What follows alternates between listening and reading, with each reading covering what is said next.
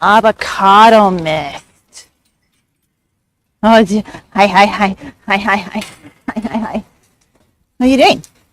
What are you doing? You think like butt? Tibby, this is gross. That is disgusting, son. You're a gross animal. No, you're a disgusting, gross animal. No. All right, you should be able to hear me. I can. You can. Yeah. That's good. I can Okay. hear you. Oh, God, this is so disgusting. Thank you so much. So, that is not what is happening. Absolutely not. Oh, God, you're so gross. So, I don't know if you can, you can't see it, but there are remnants of feathers and dead bird parts on this log. Oh, gross. Oh, hey, Amy. Amy! All right, can you hear Paul? That's the important question. Hi, gross puppy. This is your brush. Okay. Absolutely not.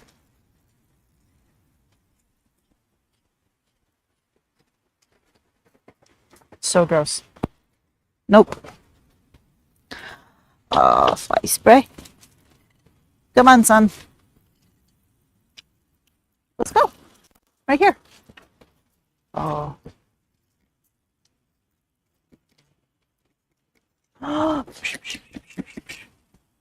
Come on. I know.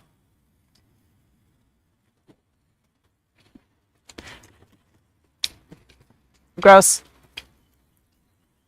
And Paul, if you're talking, I can't hear you. Just so you know. Is that the remnant of the dead bird, Tibby? Please don't bring that here.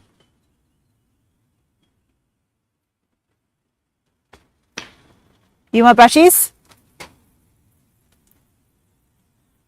Would you like brushies, son?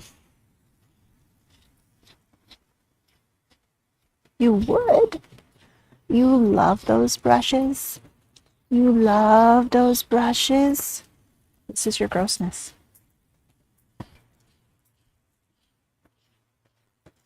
Okay.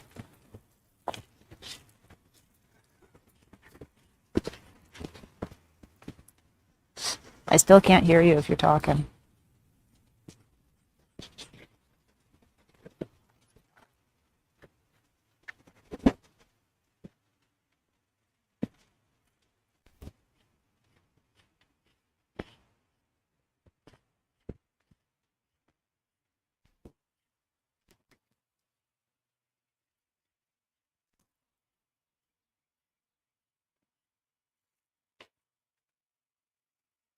Are you rolling on the dead bird?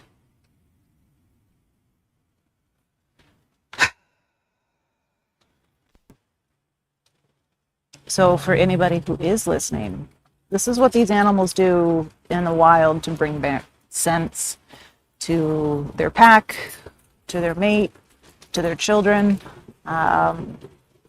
because it may indicate like, hey, there's some good carcass eating to be had. Smell it? It smells delicious. I hear sound again, kind of. Okay, you should be able to hear me again. Yes, I can. Sorry about that. The laptop decided to turn itself off right as we started. It literally came up with a giant blue screen and said locking. I've never seen that come up before. It is always what happens when, and it's just when we're hosting this program. It is never. I've had this laptop on and open for months without turning it off, and it decides to do it the moment we go live. So, yeah, there's that. So, Okay, but important question. Can Amy hear you? this is the important question. Also, hi, Ivy. You're here Hi, too. Ivy. You can hear both? Awesome. All right. So Great. we're good. I figured out what was wrong. Okay, cool. All right, so this may be the first conservation conversation we have without AV issues. We're going to hope that is the case. And you guys get a real treat today because yesterday there may or may not have been a bird that dipped a little bit too low into their enclosure. And Tibby managed to snatch that bird and has been carrying around part of its carcass for roughly 18 hours now. So that smells great. And now they smell great because they're actively rolled. Hi, would you like brushies? Oh, brushes. He's still actively rolling in it behind you. Yeah, they're just taking the carcass to different places around this pen and rolling in it. So I feel marginally bad for that bird who made bad life choices and ended up here, but I feel worse that I have to smell it. So again, this is what these animals do in the wild to indicate that there may be some good eaten or something of interest that the rest of the pack may want to know about. Hi. Oh, you are being so good. So today we're going to talk a little bit about the, not necessarily mythology, but the stories that we hear, the folklore that we hear about wolves in general, and the negative stereotypes surrounding them, and how that impacts conservation as we know it today. Oh man, you guys are getting like a, can you see this? Yeah. Oh, yeah. Oh god, you guys are smelly. Ugh. Yeah. Tibby was making like weird, like spatchcock chicken leg movements with his front There's because just he's all about that dead bird. like just eat it. Like why we gotta keep this little bird to roll around in? Do you want to come here for brushies, please? Can you park out? Want to park it? No? Park out, please. No? Okay. So yeah, it isn't really a secret that wolves have a negative stereotype that surrounds them. We've all heard Little Red Riding Hood. We all know how that story ends. It isn't good for the wolf. And it paints them in a very dark and negative way that even after centuries and centuries of knowing wolves, studying wolves, we still, as a species, look at them in that same negative light.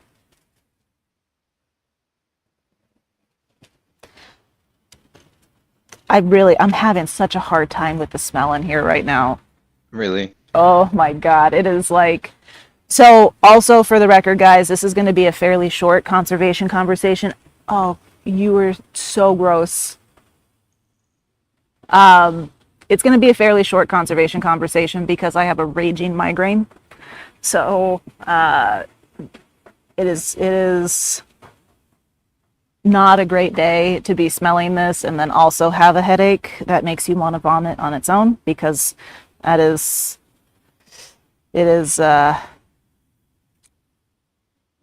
appetizing.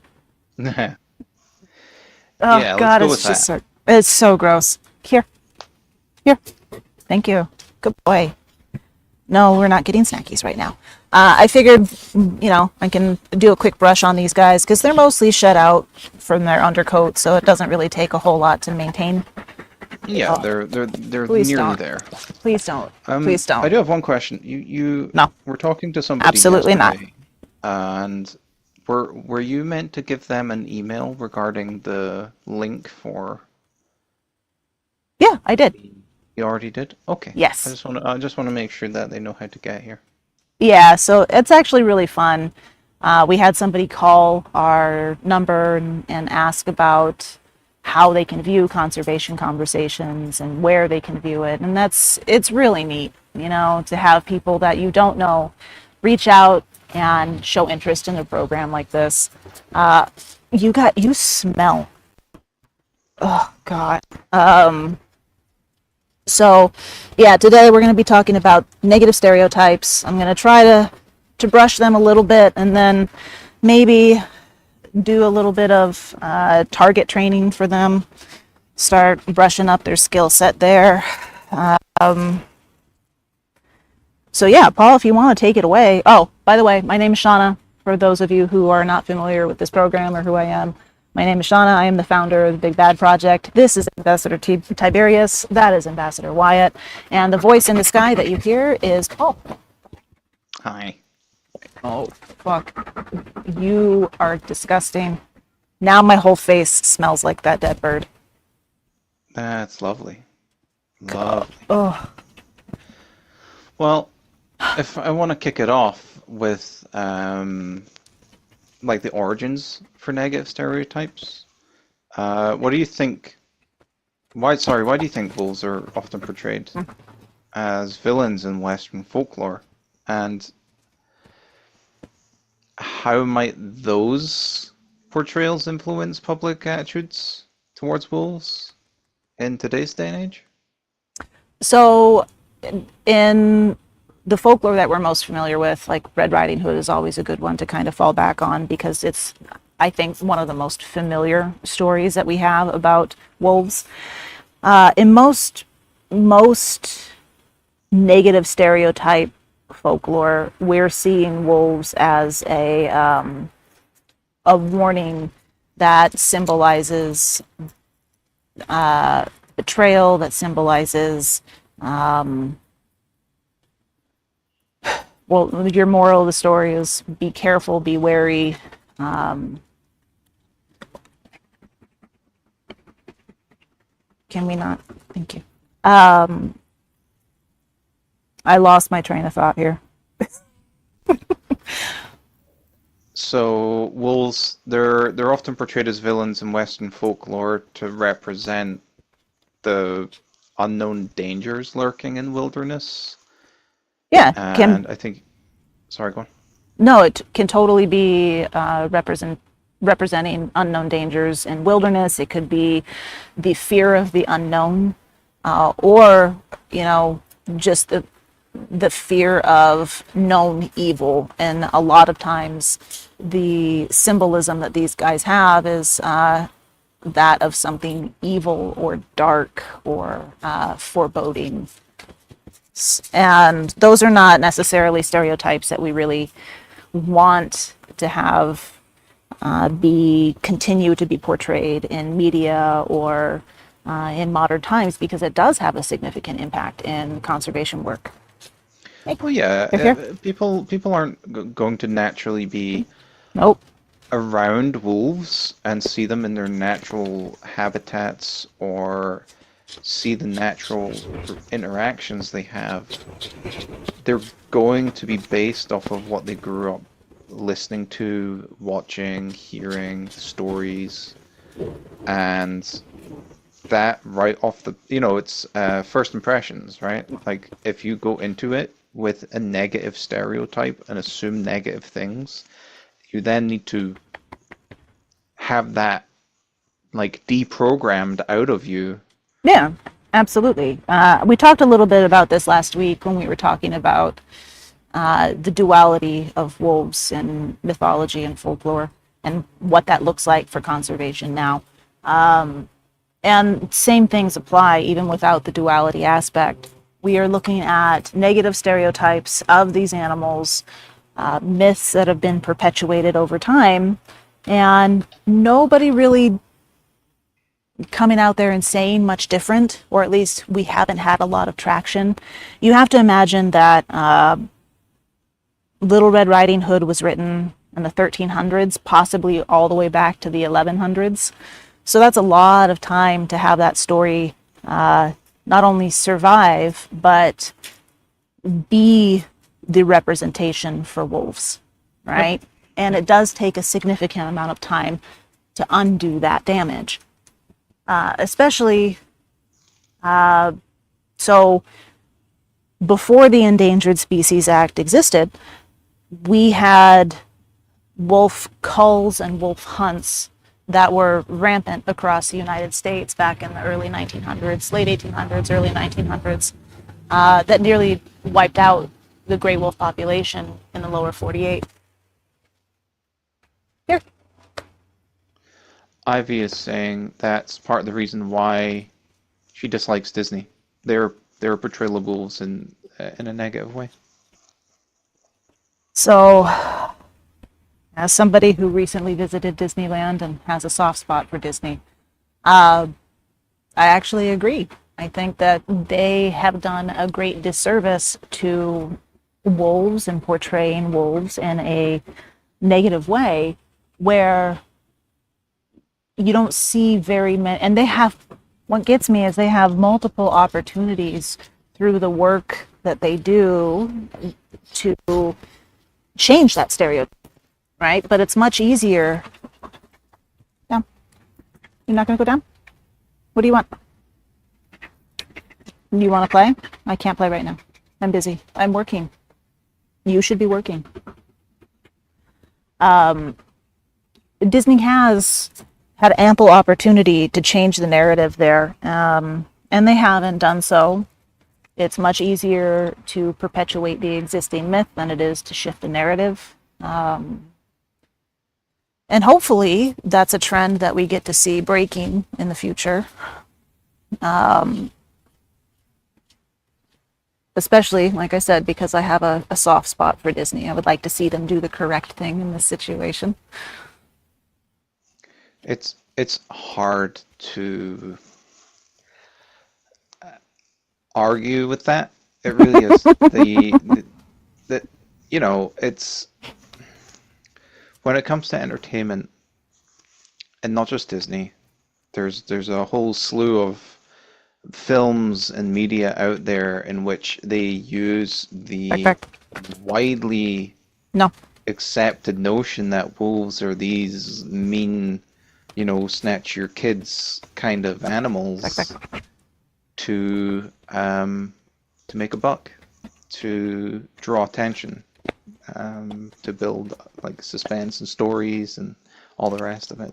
They're definitely a staple fantasy element that's incredibly hard to dislodge in today's society. Absolutely. It is always harder to undo damage that has been done than to cause the damage. Yeah, I know. Hi. No, it's always funny, the almost the lack of respect that wolves get in the wild, especially when people, like uninformed people, go visit them in their natural habitat. And you don't see that really with bears a whole lot. People see bears and they'll be like, I'm good. They'll leave them alone. And rightly so. But wolves always seem to get this. Either people are like, oh no, they're my best friend ever, or oh no, like it's gonna eat me alive. When neither is true. They're just incredibly wary, incredibly shy of human interaction. They are. So wolves aren't naturally friendly towards people. They actually go out of their way. Excuse you. Absolutely not. Back. That's not backing. That's sitting. So wolves in general, they're not prone to human interaction. They really don't want to be around people. Again, we covered this a little bit. Excuse you, son. Look up. Good. Uh-oh. I dropped one. It's right here. You see? It's right there. It's literally on the ground. You were stomping on it. Are you the sharpest tool in the shed? In a shed full of hammers. In a shed full of spoons, bud. Hey, watch. Sit. Amy says he is a tool in the shed.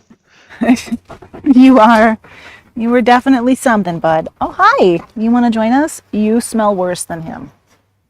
Hot. Where do your eyes belong? Up here? So, hi, you want to in on the fun? You can't have it. So you, no, no, no. This is what desperation looks like, guys. Oh yeah. So if we want to talk a little bit about what the impact of those kind of negative stereotypes have had on like modern day policies.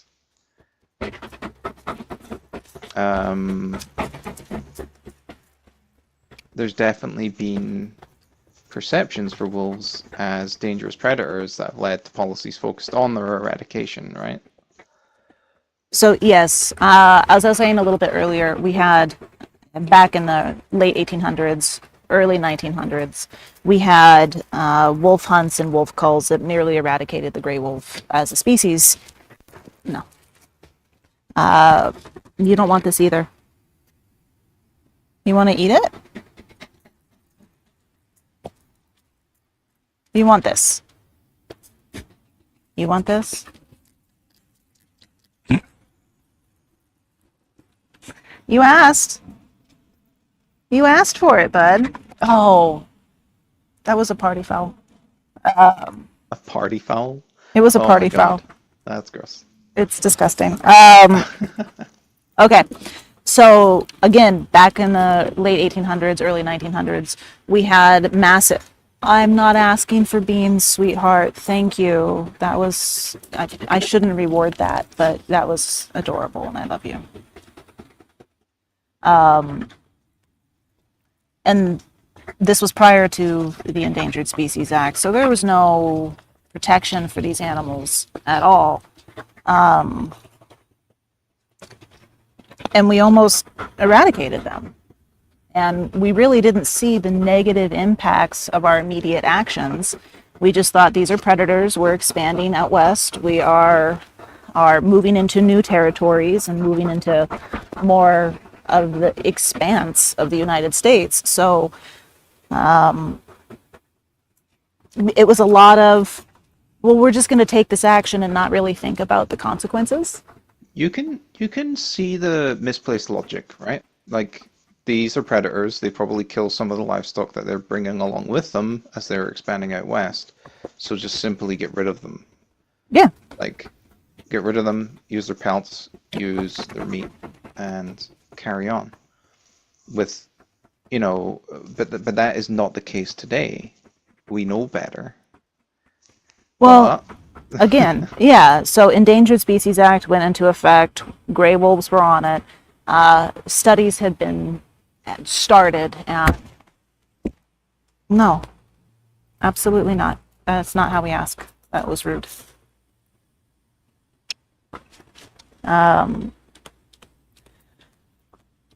She's trying so hard.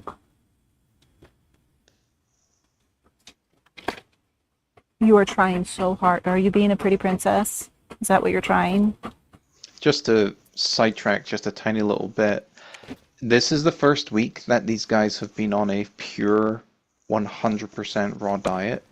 Yeah. And I think they're doing so well on that diet. They've done really, really well this whole week. But they haven't been fed yet today, so they are definitely ready for snackies. Well, they're ready for snackies, but it was already too hot early this morning to try and feed them. And, you know, the likelihood of them regurgitating that meal and not having a good time is higher when it's hotter. Yeah. So, absolutely not. Absolutely not. She just She's so burped in my cute. face. She is so cute She just when burped in my she's. face. Yep, I see that. That smells like dead bird. He heard the burp. Yep. Did you hear the burp? Really? Yeah, Amy said we heard it. Yeah. Like right into the microphone. Good job, Uh, Wyatt. Ivy's asking, do they have veggies in their diet? They do.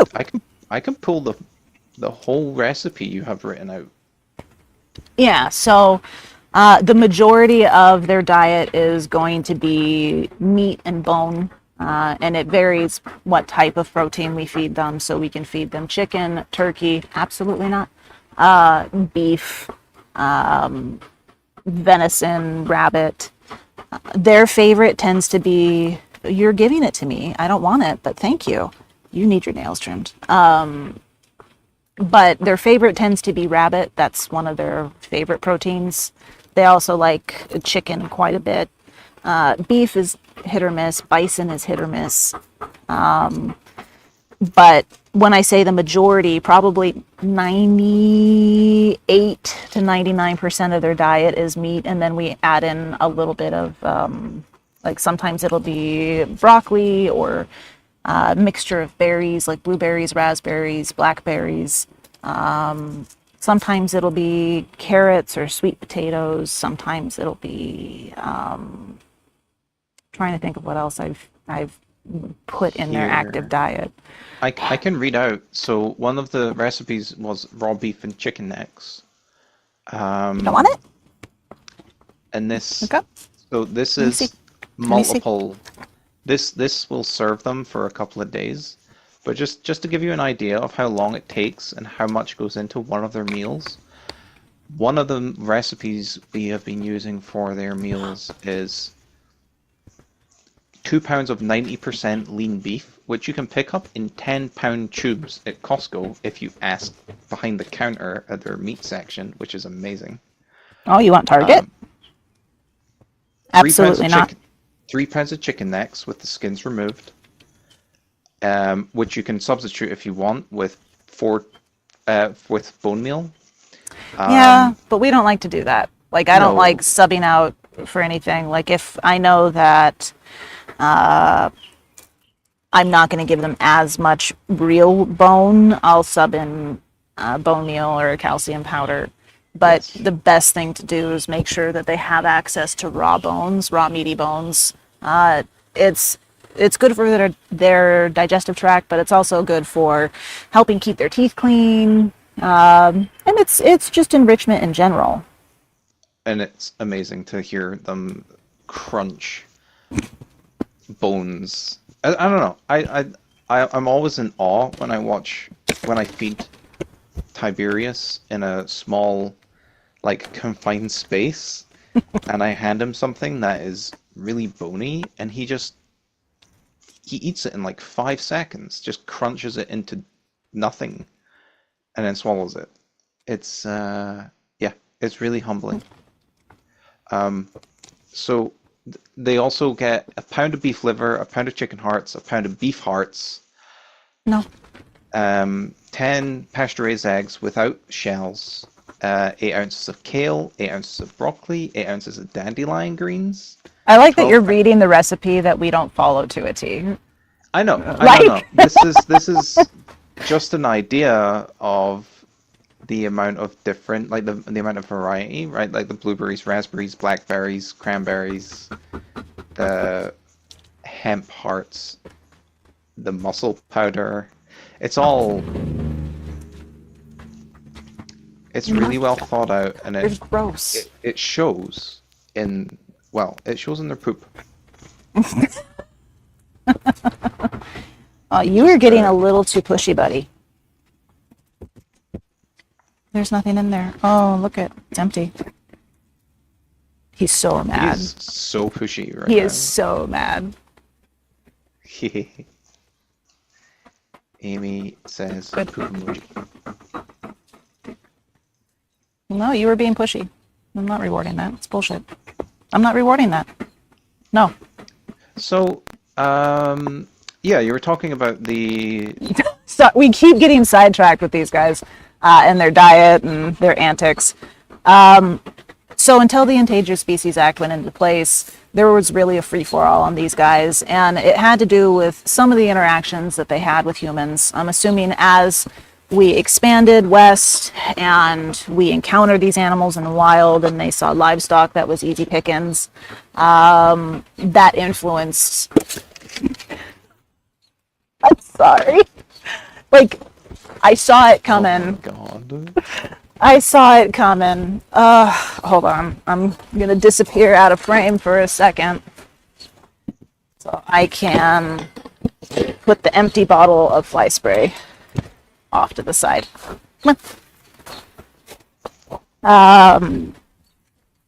So I'm assuming as we expanded west and we had negative encounters with livestock that were also going west, that probably influenced how folks at the time felt about these animals. Hi, you know the drill. Oh, for sure. Yeah.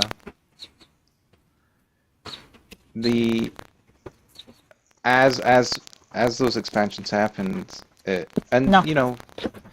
No. those people wouldn't have had a whole lot.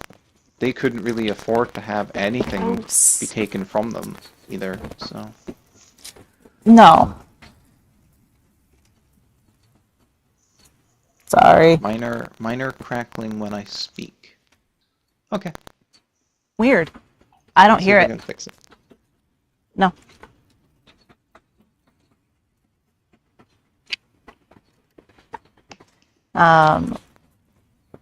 So, Endangered Species Act went into effect. Absolutely not. So you get to hear how possessive she's being over treats that are not hers. No. Okay, hopefully this is a little better. If not, let me know.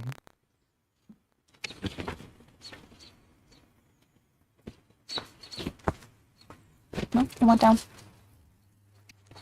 Still the same? God damn it. Wonder why. That we can troubleshoot slightly later. Endangered Species Act went into effect, and we started seeing a lot more studies of wolves start to take place, where we're starting to observe these animals, not just in captivity, but also in the wild, and see what their behaviors are like. And,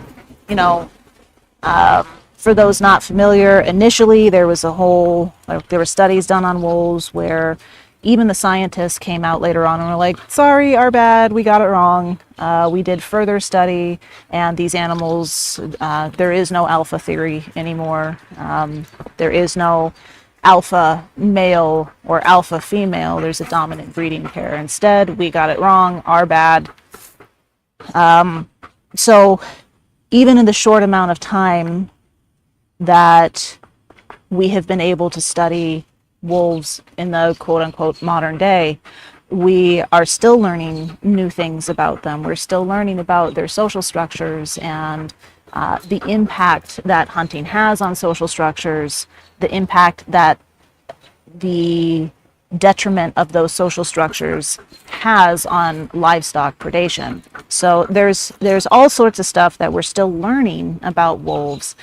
However, it's almost a situation where, because these animals aren't valued, and we rely very heavily on agribusiness and livestock to feed the masses, a lot of laws or legislation are skewed to protect those animals instead of animals like wolves, who are some of their predators. Good boy. Are you still there? Did you die? Did you die? No, I'm still here. And Ivy says, yeah, wolf packs are just like families. Naturally, the breeding pair will parent their pups. Yeah. So that's another thing that I find fascinating is the intergenerational learning aspect of wolf packs. So you have your dominant breeding pair, mom and dad. They have the litter, and those siblings stay around until they're roughly 2 or 3 years old and reach sexual maturity. And then they'll go off and find their own pack or disperse from their pack. And sometimes not, right? But for the most part, that's what we see. Watch me. Good. Oh, I dropped it. You're right there. That was my fault. You did good. You didn't do good. Uh-oh. Not on top of me, please. Gross. So that intergenerational learning aspect, you have this older generation of siblings that are raising their younger siblings and teaching them their different roles within the pack, whether it's hunting, whether it's tracking, whether it's marking territory, patrolling their territory. They all play different roles, and I think that's something that we're just starting to kind of crack the surface on, especially because wolves are very elusive, right? We don't really get to see a lot of their natural behaviors because they really don't like being around people. The only situation where that has been marginally different has been in studying wolves that are Arctic wolves. So they have way less interaction with human and have over the years just have less fear of humans.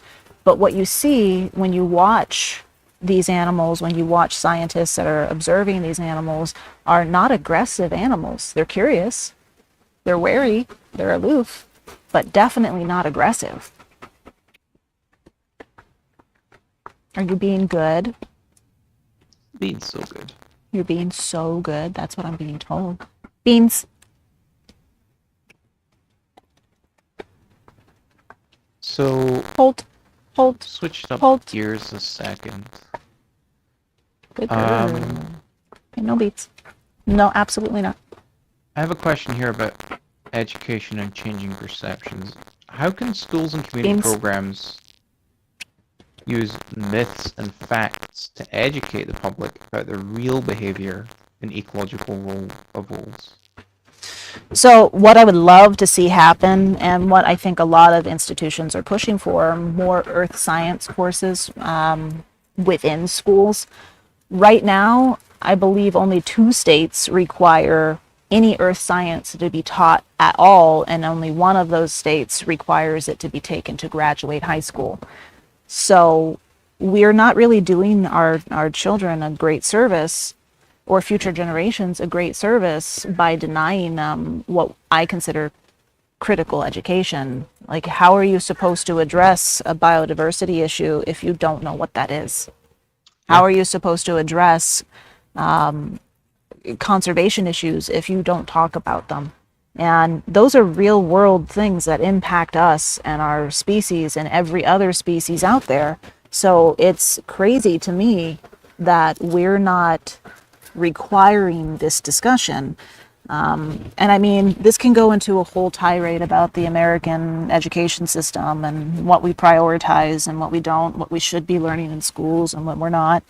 But at the end of the day, this is why organizations like the Big Bad Project exist. And we're not the only ones. There are plenty of wonderful, wonderful organizations. Top of my head, Wolf Conservation Center is fantastic. They have some wonderful education programs out there. There are many organizations out there that are working towards conservation education, or working towards just biodiversity education in general. So when we talk about the benefits of wolves, it's not just that we think they're cool, because we do. It's that these animals are incredibly important to the environments and the ecosystems that they inhabit, right? They not only keep the prey population, ungulate population primarily, in check, they are making sure that ecosystem stays balanced. That's what a keystone species does. So they bring a lot of balance to the ecosystems that they inhabit, and I think we have some lessons on trophic cascades, but that's one one day in a classroom, and then it's like, okay, well, we're going to keep learning other stuff instead of learning about why a trophic cascade is important or why those particular species are important. And personally, I have an issue with it being taught to young children and having our young adults in high school not be reminded of that. Because again, these are real issues that impact the entire species and every other species on the planet. And these young adults are headed towards an age where they can vote and make a change and make a difference. But we would rather teach kids who are 9 and 10 about biodiversity and then expect them to remember those lessons when, you know, another decade passes. And I don't think the critical importance of those lessons is really comprehensible at that age. Personal opinion, right? I absolutely agree. So, yeah, I forgot what your question was. I went on a tirade about education. No, I mean that's the point in the question, right? It's just let the conversation go where it needs to. I do think that No, providing the accurate information about wolf behavior absolutely not, son. at that age will it will help dismantle that long-standing fear that's kind of been instilled in people when they're younger from like all the various stories and depictions in media. Yeah, so let's shift it up. So education. It's right there. It's right there. Education's right a there. big one, and that's right in our wheelhouse. Regarding like public outreach initiatives and helping educate people about, oh my god, look at them. They're being so good. Tibby was eyeing a bird who just wandered into there. You guys don't learn. But now he has taste. Yeah, look at him. Now he's like, hey, what's going on? Flew away. What?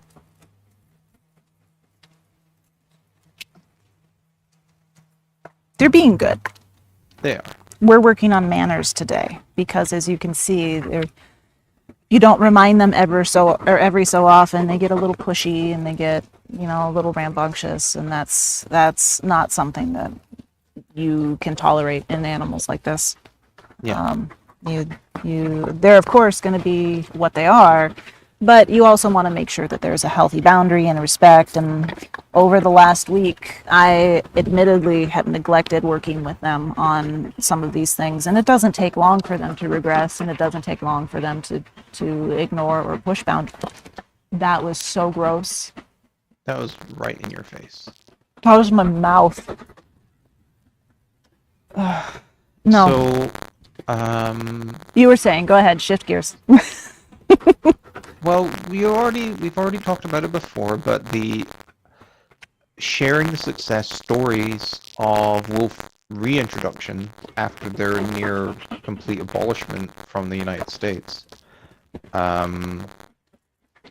really does help to shift the narrative in how they are actually helpful creatures.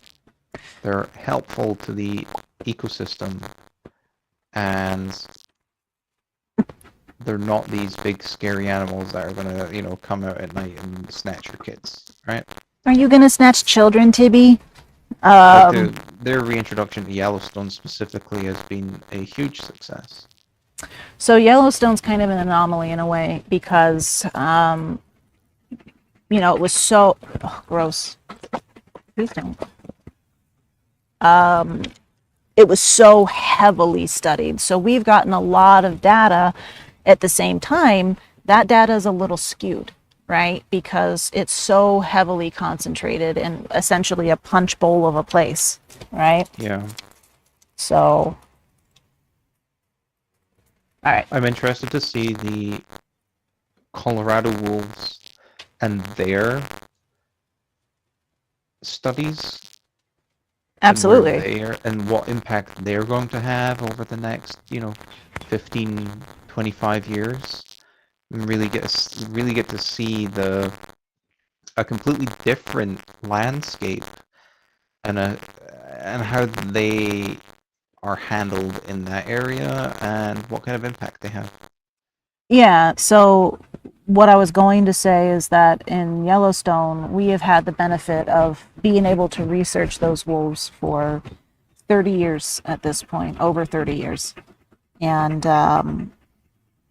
research that landscape and that ecosystem, those habitats, and the other species that live there. So we were able to garner a lot of data from researching those wolves, and focus a lot more on I did focus a lot more on the fact that they aren't just numbers; they are individuals, and they each play a different role. It does impact on the pack and the ecosystem depending on who the pack loses, right? So we're Yeah. starting to see them more as individuals and as units instead of just numbers. And that's what we like to call a whole data approach. That's what we refer to as a whole data approach, because we're not just looking at a numbers game of this is how many elk we have, or this is how many moose or white-tailed deer we have, and this is what our wolf population is. It isn't a numbers game. You can't accurately predict what is going to happen just based on the numbers. You can get close sometimes, but it really is a crapshoot, right? Hey, let me get this leaf off of you. Thank you. You want rubbies? Okay. See how she parks out like this? She's like, please scratch the inside of my thighs. Uh-huh. Please scratch my belly. Scratch your butt. So, yeah, we've been able to obtain a lot of data from Yellowstone, and we've been able to see the positive impacts that these animals have had, right? We don't know what's going to happen in Colorado. We assume that there's going to be some similarities there, but again, it's kind of a crapshoot. We have some data from Yellowstone that we are referencing and relying on, but what is actually going to happen? No clue. I think it's incredibly just how science changes over time, right? We have theories, we believe certain things, and then all of a sudden that's not true. Yep. And we find something better. Actually, there was a blog post, or not a blog post, but a social media post that just went out about dire wolves. I was able to go out to California and visit the La Brea tar pits. What did you think you were going to accomplish? And at the La Brea tar pits, they have a wall of over 400 dire wolf skulls. They have done a lot of excavation of dire wolves from their site there, because it is an active excavation site, an active dig site, and it's super awesome. But we always thought that gray wolves and all of the canid subspecies came from dire wolves. They're relatively similar in the way that they are shaped, the way that they are built. So it was just the assumption that that's where these animals came from, was dire wolves. And come to find out, back in 2021, so not all that long ago, they were able to do DNA tests that revealed, just kidding, they're their own separate species. They're not the ancestors of gray wolves at all. That's crazy. Right? But Yeah. for so long, we were like, oh yeah, dire wolves, that's where these guys came from. But not at all. And that wasn't a discovery until 2001. So maybe I'm going to nerd out. You were being so good. Here, have this piece of fluff. Offended. I'm sorry. But I think that's why I nerd out and geek out a little bit, is because that is the coolest part about science, is it's ever changing, right? There are no opinions. It is just fact and logic. So Always being challenged. Always being challenged and always having to be proven. So I think it's one of the cooler things to see the science changing. So we can make all of this to say we can make some predictions based on the Yellowstone data, but do we really know? No. I think that's going to be the fun part, is we're going to see how these wolves in Colorado change the landscape there, how they change the prey populations, how they influence other species behaviors, right? And I'm assuming that we are going to see some balance be brought to that ecosystem, but we really don't know, and we're probably going to have to wait a good 20 years to find out. Yep, almost certainly. Go ahead. So, Nope. how can communities balance the ecological benefits of wolves with the economic concerns of livestock owners and hunters? So we talked a little bit about this last week when we were talking about duality of wolves, and that two things can be true at the same time, right? Wolves are incredibly beneficial to their ecosystems. They are a keystone species, but they are also predators that prey on livestock. That isn't a secret. That isn't a lie.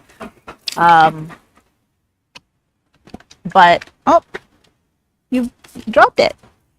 At the same time, if you look at reports that are coming out of certain organizations, they exaggerate how much wolves impact livestock numbers, right?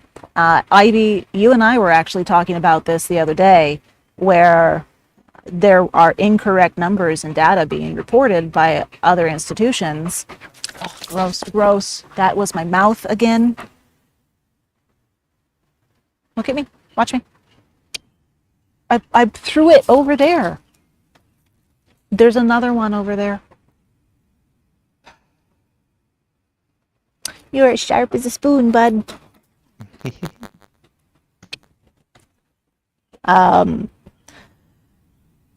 So yeah, there are incorrect numbers being reported for predation that wolves are responsible for, confirmed predation. But at the same time, you also have to look at it from a livestock owner's perspective. In some cases, these animals are free range and free grazed, and they are not under supervision because that isn't practical for them.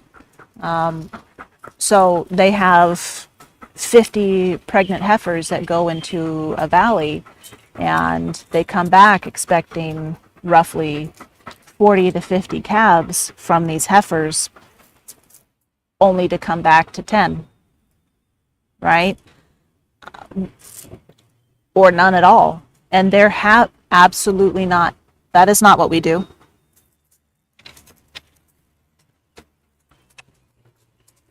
So there have been confirmed cases where livestock owners have been very diligent at their record keeping, have confirmed that there were wolves in an area, have confirmed that their animals were pregnant, and have confirmed that they go back up, their animals are no longer pregnant, seeming to have given birth, but there are no calves to speak of.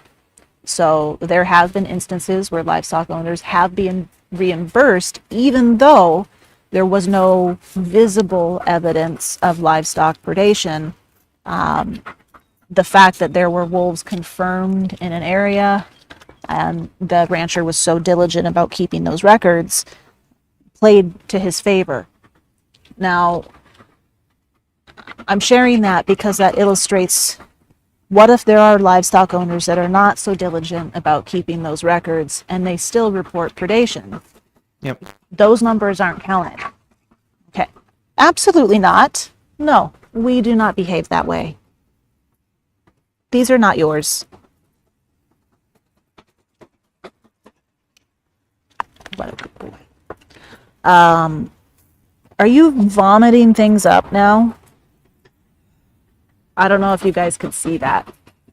I Is that Wyatt? Yeah, she's regurgitating her food. Do you think I need it? Ugh, gross. I don't need that. Oh, that was so gross. So we have to look at it from their perspective as well, right? These livestock owners and agribusiness owners who are experiencing loss without the ability to confirm it, and those numbers not being officially reported or reported. So, do I think that wolves are a problem and can be a problem? Yes, I do. Oh, thank you for that. That's beautiful beans. I'm not giving you anything. I didn't ask. Beautiful beans. Beautiful beans.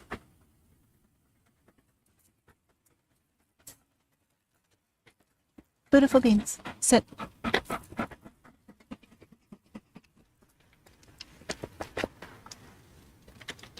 If you just like took a treat like a normal animal, like you wouldn't struggle so much. Are you on the struggle bus, buddy? No. Here, you see it? Go get it. No, no, no. Look at what's up here. See? I feel like this illustrates my point. It's over there, guys. I'm going to spend the remainder of this conservation conversation looking for the treats that are maybe 6 feet away.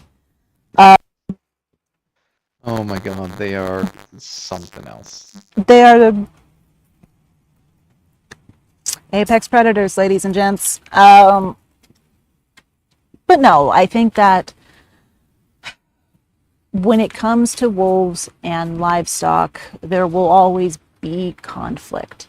And we have options to try to mitigate that conflict, right? There are lethal methods that ranchers can use, but given the benefit of this particular species, it is our belief that non-lethal methods should be utilized. And there are actually some really cool things happening. I know every time I mention aerial allies and what the USDA and Wildlife Services is doing in terms of drone research, there is some cool stuff to be happening. We just got an update from USDA Wildlife Services. They have one of their students that just went into the field. Their grad students go into the field. We should be getting reports through October, and then next year their study is, I think, going to focus largely on expanding more data. So I'll have more details later, but I think it is super cool that we're starting to see more research get done when it comes to drone hazing. But there are multiple methods that are effective. Flandry can be effective for about 60 to 90 days, sometimes more, sometimes less, but on average between 60 and 90 days. Livestock guardian dogs, burros who are mean,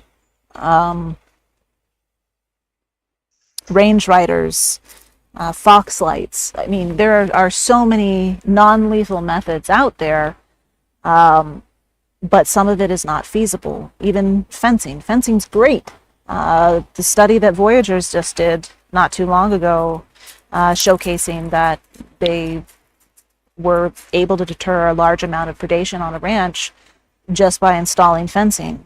But for animals that are on BLM owned lands, that's not an option, right? Like, you can't build fencing on government land. That's not something that you are allowed to do. So that goes out the window. Flandry goes out the window. Foxlight go out the window. So there are multiple avenues that you can go down, and that's obviously what we support. So, am I getting a spot? I'm getting a spot. Right there. Right there. Oh, I got the spot. No. So we've hit the 1 hour mark. Have we really? Oh my god. Okay. Yeah. That went fast, bud. Really Yeah. fast. I mean, for So 10 minutes of fast. it, I wasn't here because my laptop shut down. But Um, So now that we're at the 1 hour mark, is there anything that I haven't covered when it comes to the impact and conservation? Okay, so let me sum it up, actually. The folklore that we grew up with, the negative stereotypes that we grew up with, it sticks with us, right? Even folks that I have met in zoological institutions who have seen some of our programming have a different opinion of wolves after they leave our program. And these are people who work every day with different species. So it is astounding to me that you can be a professional in that position and still have these misconceptions and misnomers that these are super aggressive animals, that they are super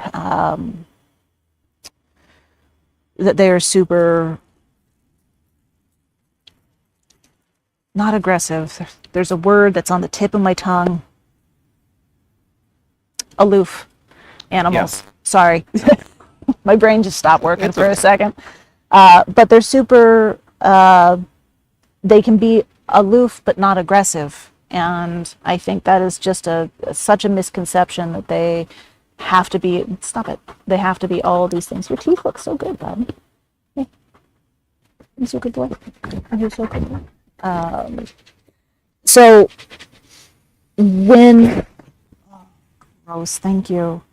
When we get to voting age, right, and we don't know the importance of these animals, then we kind of default back to whatever we're told and whatever we do know of these animals. And in large part, that's not good. So I think we need to shift the narrative, but I think that needs to be done through scientific study. Media portrayals, like positive media portrayals, help, right? Having positive influences and positive role models for these guys. This is also why I believe that having ambassadors like these guys is incredibly important. So you guys can see what they're like. You know, they can be pushy, they can be a little naughty at times, but they're not out to do me harm. They're not out to hurt me in any way. They've kind of accepted me into their pack structure, which is really cool. But yeah, I think they illustrate and they highlight that there can be a level of coexistence here. And, you know, they're not pets, but they are definitely able to live with folks in coexist in nature, right, in the wild, because this is what they look like behind the veil, right? Like this is what they're like without scary human influence. I can guarantee you that if a stranger walked into this space right now, you would see a very different animal. Lots incredibly different. They would be trying to leave. Absolutely. So it's kind of funny because Tibby does like to go off site. Wyatt will never like to go off site, or it's very rare. I don't know if you can see her. Can you see that? Very well. But you know, you are able to take these guys or take Tibby off site, and it turns into a really cool learning opportunity, a really cool education opportunity, being able to talk to people about what it's like to work with these animals, and oftentimes leaving people with the notion that he is not aggressive, he is not going to steal their children, he is not going to eat their animals, he is just getting by like everybody else. We go to the bar every morning. Uh-oh. Maybe 2 minutes left. Okay.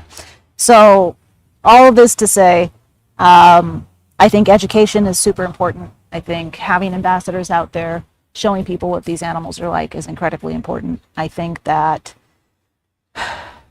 without those things, without scientific evidence and scientific fact and further study, we're going to continue to default to the Little Red Riding Hood myth, right? Where wolves are the big bad. And they're not. They're super important species, but we need to start pumping out the scientific studies and matching our education to show just that, right? Yep. But given that we have no battery life left, and I still have a raging migraine. I think that's it, folks. So thank you very much for showing up today. Thank you, Amy. Thank you, Ivy. It was great having you here. Yeah, we're going to be back probably in a couple weeks. We're taking a small hiatus for the holiday and for some travel. So we'll be back in a couple weeks, everybody. All right. I hope your headache gets better soon. Thank you. Also, I copied the message she sent. Days and times for the next session. All right. Sounds great. All right, everybody. Have a good one. Bye-bye.